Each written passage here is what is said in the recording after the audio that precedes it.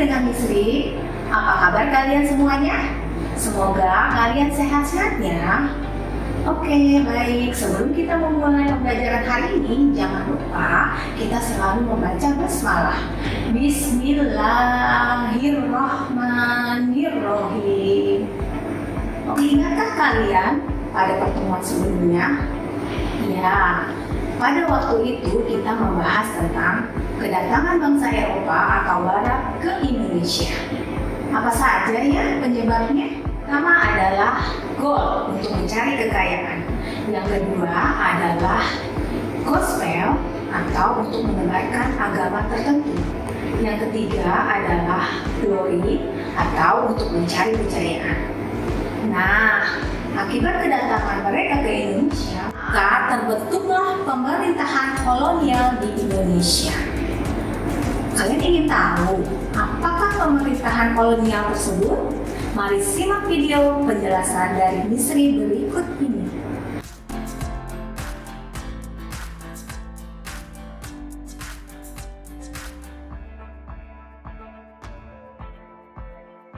Apakah yang dimaksud dengan pemerintahan kolonial? Pemerintahan kolonial adalah pemerintahan yang diatur oleh negara yang menjajah untuk menguasai rakyat dan sumber daya alam yang dimiliki oleh negara yang dijajah.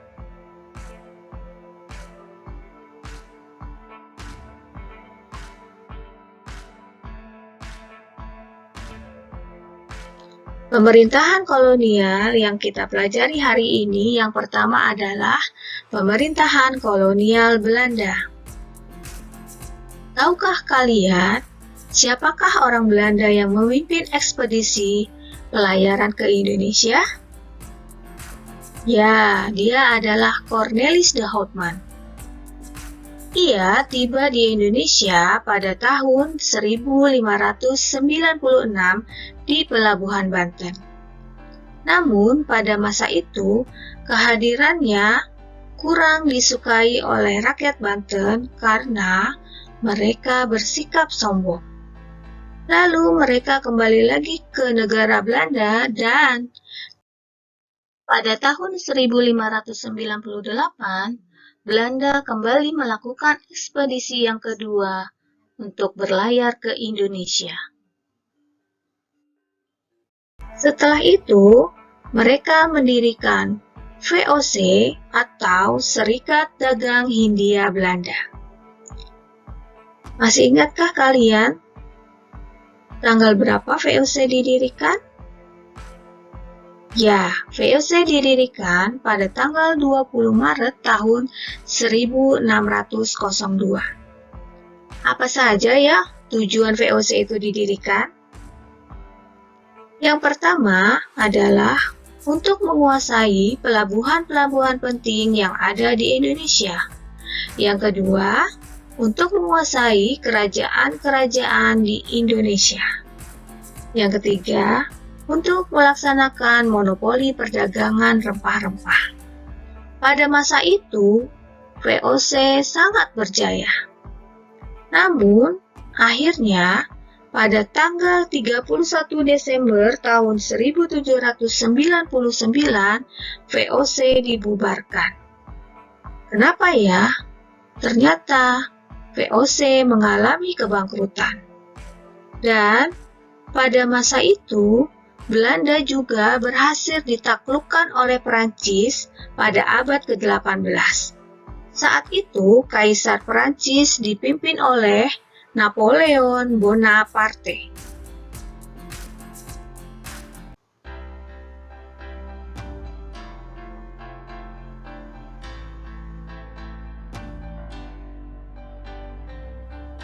Tahukah kalian siapa saja ya para pemimpin pemerintahan kolonial Belanda? Mari kita lihat. Yang pertama adalah Herman William Daendels. Ia biasa dipanggil dengan Daendels. Ia berkuasa mulai tahun 1808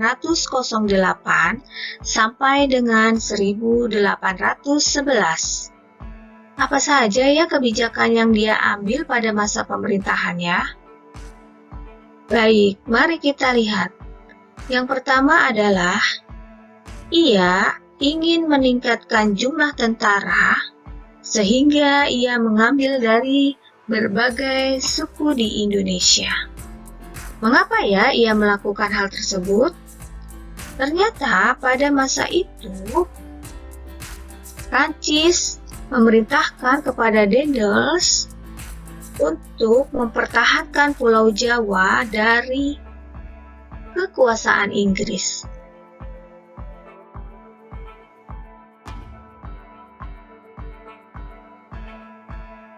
Kebijakan Daendels selanjutnya adalah dengan kerja rodi. Apakah kalian tahu apa yang dimaksud dengan kerja rodi? Kerja rodi adalah kerja paksa yang dilakukan tanpa mendapatkan upah. Jadi, pada masa itu, rakyat dipaksa untuk bekerja namun tidak mendapatkan upah atas hasil kerjanya. Kerja rodi apa saja ya yang dilakukan pada saat pemerintahannya? Yang pertama adalah dengan dibangunnya pangkalan armada di wilayah Anyer dan Ujung Kulon. Selanjutnya, dibangunnya pabrik senjata di wilayah Semarang dan Surabaya.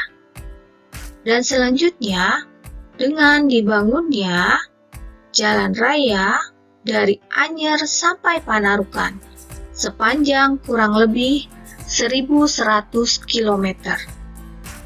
Pada masa kebijakannya tersebut, banyak rakyat yang menderita dan banyak rakyat juga yang menjadi korban. Karena itu, Daendels dikenal dengan kekejamannya.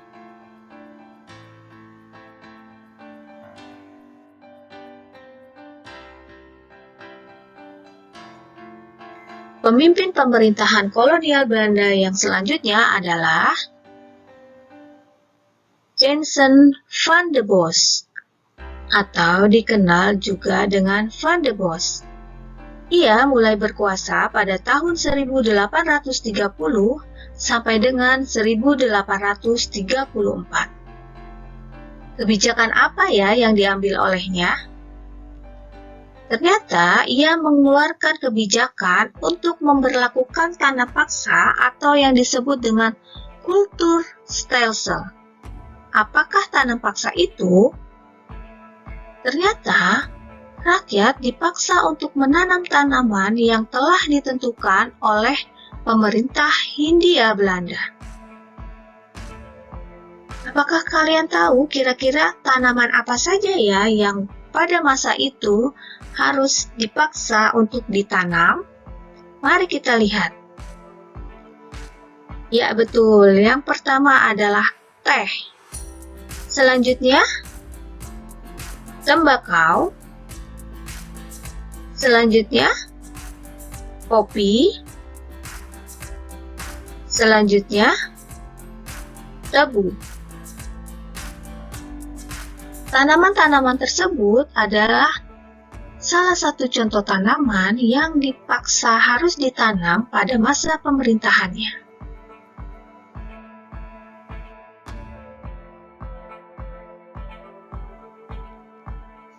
Akibat dari kebijakan Van de Bos, ada seorang Belanda yang bernama Edward de Westdekker atau dia memiliki nama pena Multatuli. Ia menentang kebijakan yang diambil oleh Van de Bos tersebut. Ia menentang kebijakan dengan membuat buku yang berjudul Max Havelaar. Isi dari buku tersebut menceritakan tentang peristiwa-peristiwa atau kisah-kisah terhadap tanam paksa kepada rakyat Indonesia.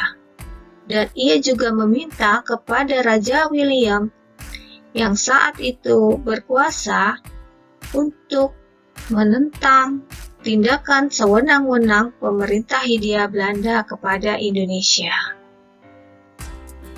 Lalu ia juga mengajukan tuntutan kepada pemerintah Belanda. Apa saja ya isi tuntutan tersebut? Yang pertama adalah ia ingin agar rakyat Indonesia diberi pendidikan. Yang selanjutnya, ia juga meminta untuk membangun saluran air atau disebut irigasi. Dan yang ketiga adalah ia meminta untuk memindahkan penduduk dari daerah yang padat ke daerah yang jarang penduduknya atau kita sebut dengan transmigrasi.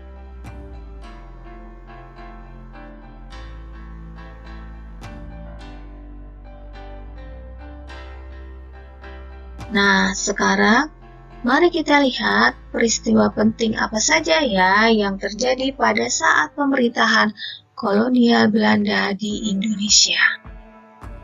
Yang pertama, pada tahun 1602, Belanda mulai menguasai Indonesia dengan mendirikan VOC. Selanjutnya, pada tanggal 9 Maret tahun 1942, Belanda menyerah kepada Jepang.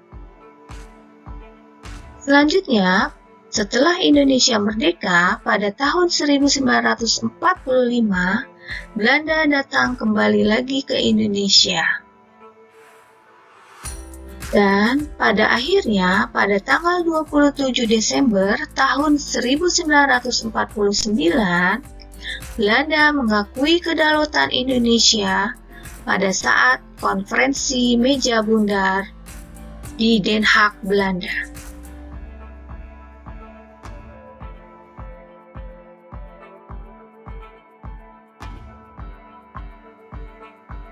Pemerintahan kolonial selanjutnya adalah pemerintahan kolonial Inggris.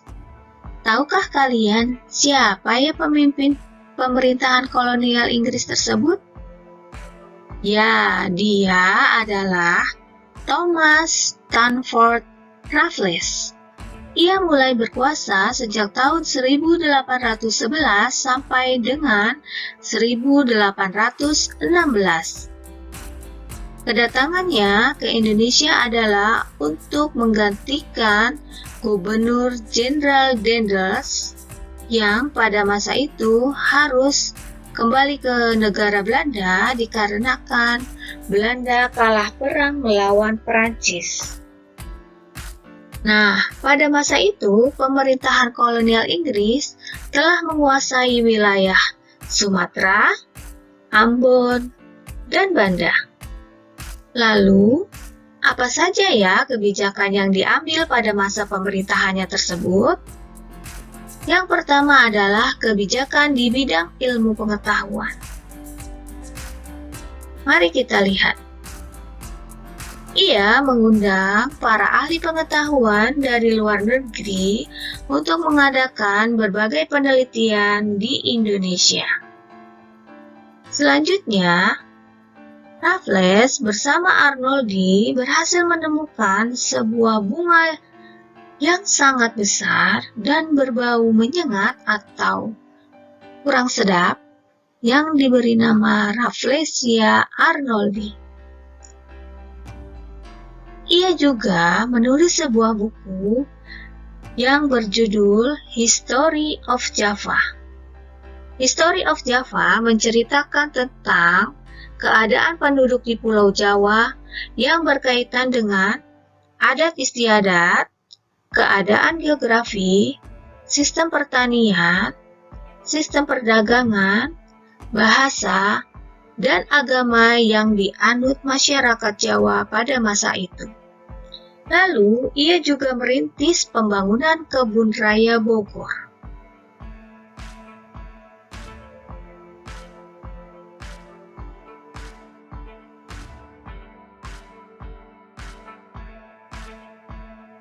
Kebijakan pemerintahan kolonial Inggris yang dipimpin oleh Raffles selanjutnya adalah kebijakan di bidang ekonomi.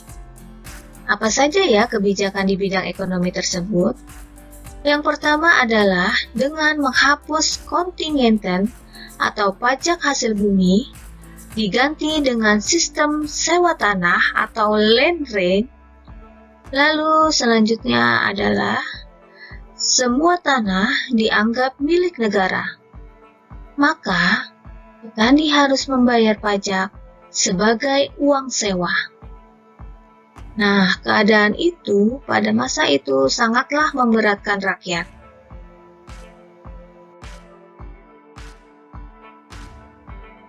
Kebijakan pemerintahan kolonial Inggris selanjutnya adalah kebijakan di bidang pemerintahan, pengadilan, dan sosial. Apa saja ya kebijakan-kebijakannya tersebut?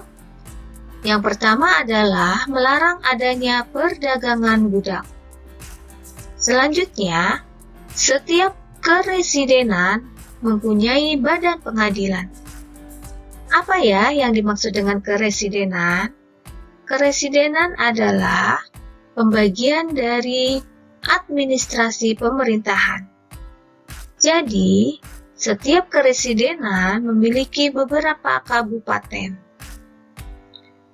Nah, di Pulau Jawa dibagi menjadi 16 keresidenan, termasuk wilayah Yogyakarta dan Surakarta.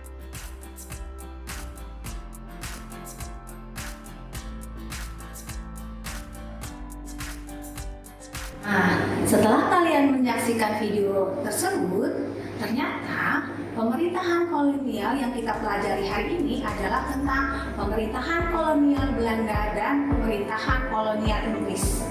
Tentunya di setiap pemerintahan terjadi kebijakan-kebijakan yang diambil oleh dua pemerintahan tersebut. Pada waktu pemerintahan kolonial Belanda terdapat dua gubernur jenderal yang memimpin. Yang pertama adalah De Groot. Ia mengeluarkan kebijakan tentang kerja lodi. Kemudian yang kedua adalah Van der Bos. Dia mengeluarkan kebijakan tentang tanam sak atau kulturstelsel. Nah, pada kebijakannya tersebut ada seorang Belanda yang bernama De Dekker menentang kebijakannya tersebut dengan menulis sebuah buku yang berjudul Max Havelaar.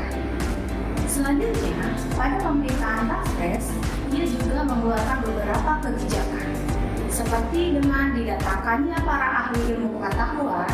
Kemudian, ia juga merintis pembangunan kebun raya Bogor. Nah, Raffles juga menulis sebuah buku yang berjudul History of Java. Ia juga bersama Dr. Amor menemukan sebuah bunga raksasa yang baunya sangat menyengat yang diberi nama Rafflesia almond. Dengan pembelajaran kita hari ini, semoga apa yang kita pelajari hari ini dapat kita ambil manfaatnya. Pesan Sri, jangan lupa selalu menjaga kesehatan, berdoa kepada Allah agar selalu diberi kesehatan, dan ingat 3M. Saya hamdalah, alhamdulillahirabbil alamin. Wassalamualaikum warahmatullahi wabarakatuh. Sampai bertemu kembali.